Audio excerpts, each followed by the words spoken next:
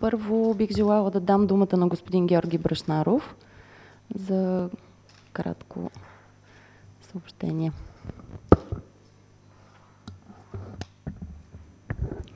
Добро утро, колеги. Ще се постараем да бъдем максимално кратки и да ви дадем повече информация, повече цифри и факти, както и виждането на Баском, какви са нашите приоритети и какви ще бъдат нашите желания и към правителството в следващите няколко месеца. Основният повод за тази среща е да ви представим поредните данни от вътрешно асоциативното проучване, наречено Барометър на българската IT индустрия. Ние го правим за трети път с помощта и на немската консултантска организация ГОПА. Така решихме, че е добре данните от проучването да бъдат събирани, обобщавани, анализирани от независима агенция, с която работиме от може би 10 години по най-различни проекти на ГТЗ. Вече имаме възможност да работиме и директно.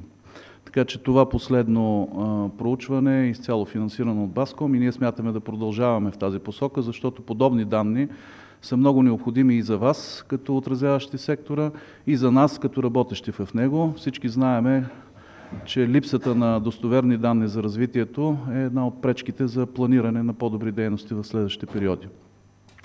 Решихме да направим тази кратка пресконференция, за да анонсираме тези данни. На базата на тях да извадим нашите приоритети за следващите месеци и години и също така да ви запознаем и с реални крачки, които започваме да организираме, защото Баском е организация, асоциация на българските софтуерни фирми, представлява българската софтуерна индустрия.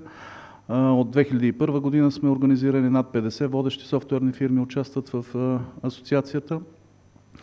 И докато преди години нашия основен фокус беше върху промотиране на българската софтуерна индустрия извън страната и с това сме били известни доста повече сред нашите чуждестранни партньори, отколкото в България. През последните години, на базата и на данните от Барометър, ще видите, че през последните няколко години имаме абсолютно постоянно съотношение между експорт и локален пазар 50 на 50. Започваме да се интересуваме да бъдем все по-активни в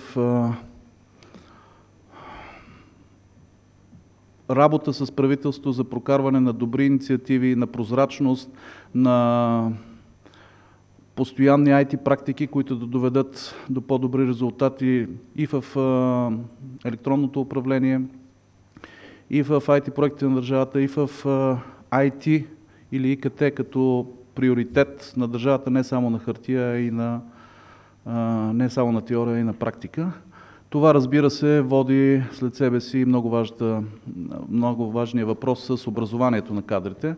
Така че тези няколко области, разбира се, бизнес насоченост, отваряне на повече бизнес на българските софтуерни фирми извън страната, но и вътре в нея, работа по посока на прозрачност на бизнес средата в България и работа с образователните институции са трите най-важни точки, по които ние работим и ще продължим да работим. Това е от мен. Надявам се да имате въпроси след изложенията, но от тук нататък следват няколко представяния на това, което ви споменах.